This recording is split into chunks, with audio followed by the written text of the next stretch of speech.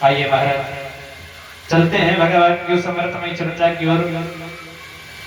महाराज कहते हैं कि एक बड़ा सुंदर सा छंद मिलता है। एक बार अयोध्या जाओ, दो बार द्वारिका, तीन बार जाके त्रिवेणी में नहाओगे, और चार बार चित्रकूट, 100 बार नासिक,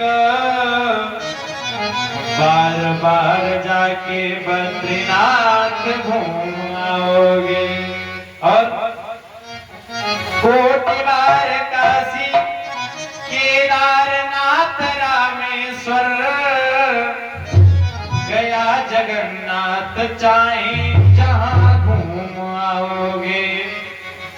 होंगे प्रत्यक्ष दर्शन जहां श्याम श्यामा के,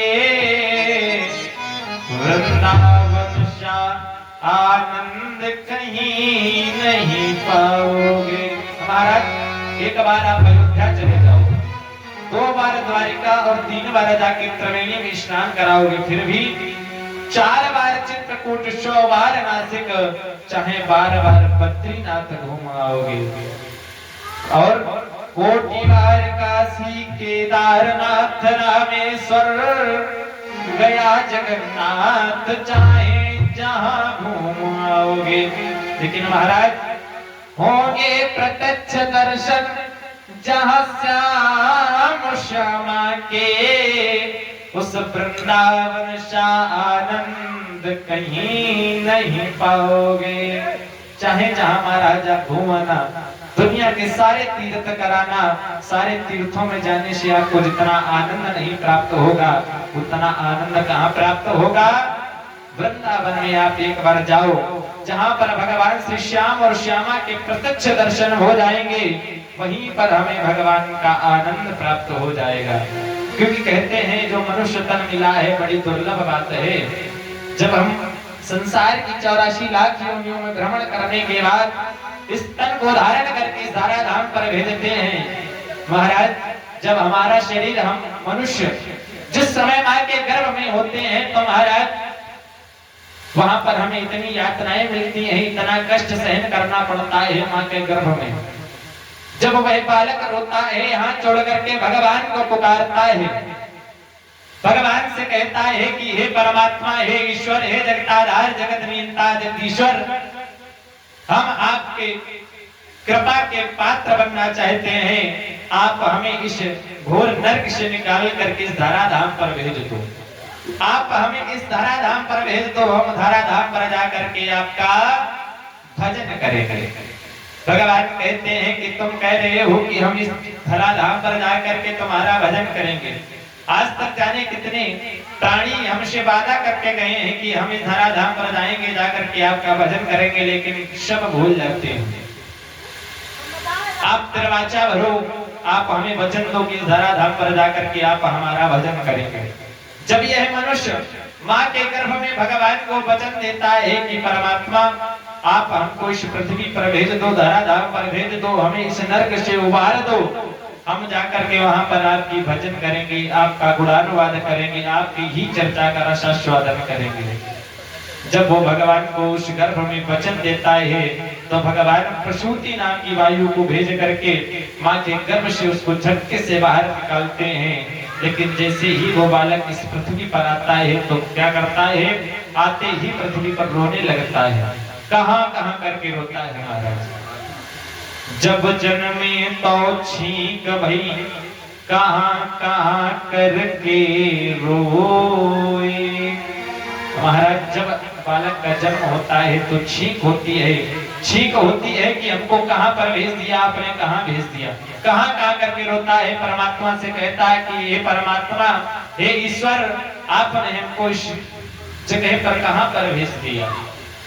यहाँ पर तो सब मतलब के ही दिखाई पड़ रहे हैं, लेकिन जैसे ही घर वालों को पता चलता है कि बालक हुआ है, घर वाले खाली लोटा जब बजाना प्रारंभ करते हैं, उसे बुलाना प्रारंभ करते हैं, खिलाना प्रारंभ करते हैं, तो उसी माया में विलुप्त हो जाता है, उसी समय भगवान को भूल जाता है। क्योंकि कहते भी हैं, गोस्वामी बाबा ने बड़ी मार्मिक चौपाई लिखी और कहा क्या, भूमि परत भावर पानी, जिम जीवहि माया लपटानी।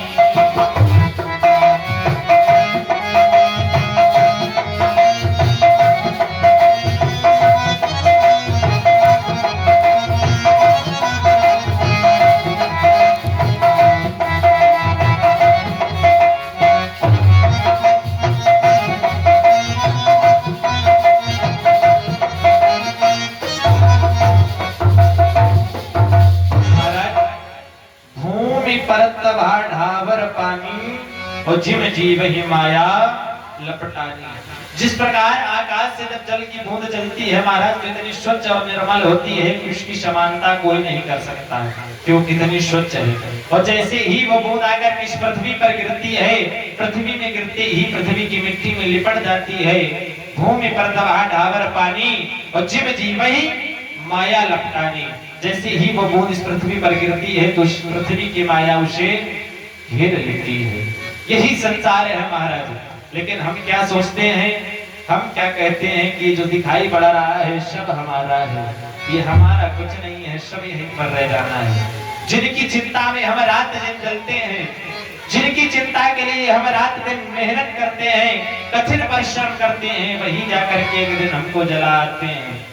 4 दिनों की प्रीत जगत में, 4 दिनों के नाते हैं, 4 दिनों के नाते हैं। और पलकों के पर्दे पड़ते ही सब नाते मिट जाते हैं, सब नाते मिट जाते हैं। महाराज 4 दिनों की प्रीत जगत में 4 दिनों के नाते हैं।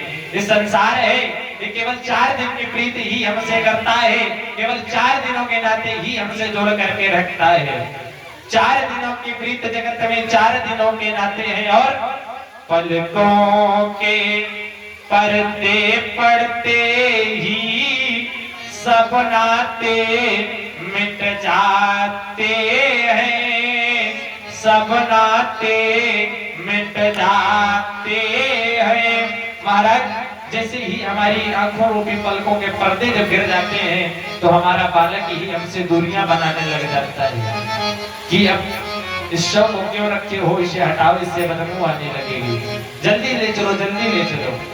उस बालक की बहू आपके ऊपर तब तक रोती है जब जान लेती है कि आपके शरीर में भी कुछ बचा हुआ है, अभी आपकी जेब में पैसे पड़े हैं, तब तक वो आपके पास ही रोएगी। और जिनकी चिंता में तू जलता वे ही चिता जलाते हैं, वो ही चिता जलाते हैं।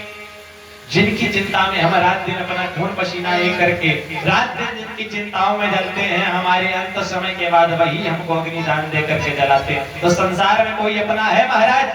कोई संसार में बना नहीं। और आगे, जिन पर रात बहाए जल समा, जल में वही बहाते हैं, जल में वही बहाते हैं। पलकों के पर्दे पड़ते ही सब नाते मिट जाते हैं, सब नाते मिट जाते हैं।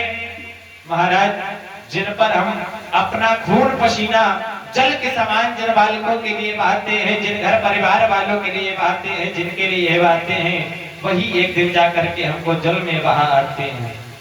घर के स्वामी के जाने पर, घर के स्वामी के जाने पर घर की शुद्धि कराते हैं, घर की शुद्धि कराते हैं। और पिंडदान कर प्रेत आत्मा का, पिंडदान कर प्रेत आत्मा का अपना पिंड छुड़ाते हैं, अपना पिंड छुड़ाते हैं। महाराज हम और आप कहते हैं कि जो हमारे पिताजी हैं, जो हमारे घर के स्वामी हैं, इनके जाने पर हम कुछ नहीं कर पाएंगे, क्योंकि अगर ये चले जाएंगे हमारा सर्वस्व चला जाएगा। घर का स्वामी अगर चला जाएगा हमारा सर्वस्व चला जाएगा। लेकिन एक दिन महाराज जब घर का स्वामी इस धराधाम को छोड़ करके जाता है तो क्या करते हैं, घर के स्वामी के जाने पर घर की शुद्धि कराते हैं। महाराज जब घर का स्वामी जाता है तो ब्राह्मणों को बुला करके घर में हवन, तेरहवीं इत्यादि संस्कार करवाते हैं। प्रेत आत्मा के नाम के पिंड देते हैं। पिंड किस लिए देते हैं, प्रेत आत्मा से अपना पिंड छुड़ाना चाहते हैं, कहीं वो आत्मा पुनः से लौट ना आए, उसके लौटने का कोई जोखिम नहीं उठाना चाहते हैं। महाराज अगर ये लौट आया तो पुनः से अधिपत्य जमा लेगा। यही संसार है। जीते जी जो दो समय का भोजन समय पे न कराते हैं, मर जाने के बाद कार्य बुला कर रुचि रुचि खिलाते हैं। पलकों के पर्दे पड़ते ही सब नाते मिट जाते हैं, सब नाते मिट जाते हैं। महाराज जो व्यक्ति अपने माता पिता को समय पर दो समय का भोजन नहीं करवाता है, आजकल वही जाकर के मंदिरों में भंडारा करवा रहे हैं। आपके मर जाने के बाद कौवे को बुला करके बड़े रुच रिच भोजन करवाते हैं, रुच रिच के उसे खिलाते हैं, कहते हैं कि आओ आकर के काग खाओ, अगर तुम खाओगे तो हमारे पिताजी को मिलेगा। जो सामने साक्षात्कार आपके सामने विद्यमान थे, कभी उनको दो समय का भोजन तुमने समय पर नहीं कराया, जिनको कभी तुमने जाकर के अपने हाथों से एक गिलास जल का नहीं पिलाया, तो क्या मर जाने के बाद वो आकर के तुम्हारा भोजन खाएंगे, स्वीकार करेंगे? महाराज कभी नहीं आएंगे। आप अपने जीवन में एक चीज धारण कर लें महाराज, हम आपसे कहते हैं कि आप जीवन में कभी कथा सुनने के लिए न जाएं, जीवन में कभी भी भगवान का भजन न करें, जीवन में कभी भी भगवान की शरण में न जाएं। लेकिन अगर कुछ करना है तो केवल अपने माता पिता की शरण में आप पहुंच जाएं, केवल अपने माता पिता का सम्मान करने लग जाएं, अपने माता पिता की आज्ञा करने लग जाएं।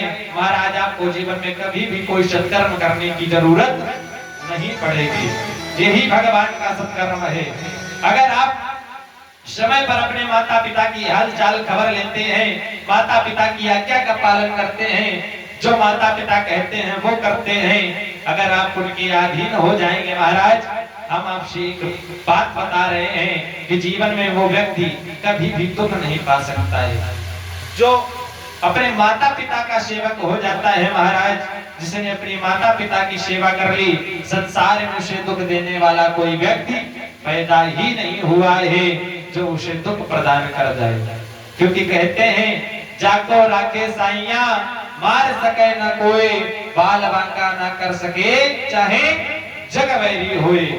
जिसके ऊपर माता पिता की कृपा हो जाती है महाराज, माता पिता की छत्र छाया बन जाती है, उसको कभी संसार में कोई कुछ नहीं कर पाता है, चाहे जग वैरी हो जाए उसके खिलाफ। ये है हमारे माता पिता। लेकिन आजकल हम इन्हीं को भुलाते चले जा रहे हैं, इन्हीं को ठुकराते चले जा रहे हैं।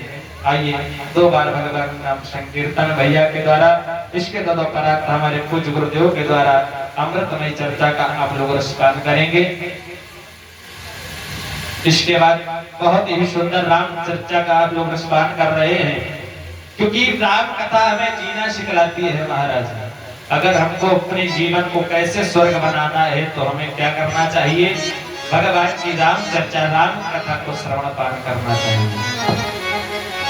जो भक्त जहाँ कहीं पर भी हो, जिस भी अवस्था में हो, जो कार्य कर रहे हो, केवल 2 दिन का ही समय शेष बचा है, कल का और परसों का। आज का समय तो मान लो भी 2 घंटे बाद व्यतीत ही हो जाएगा।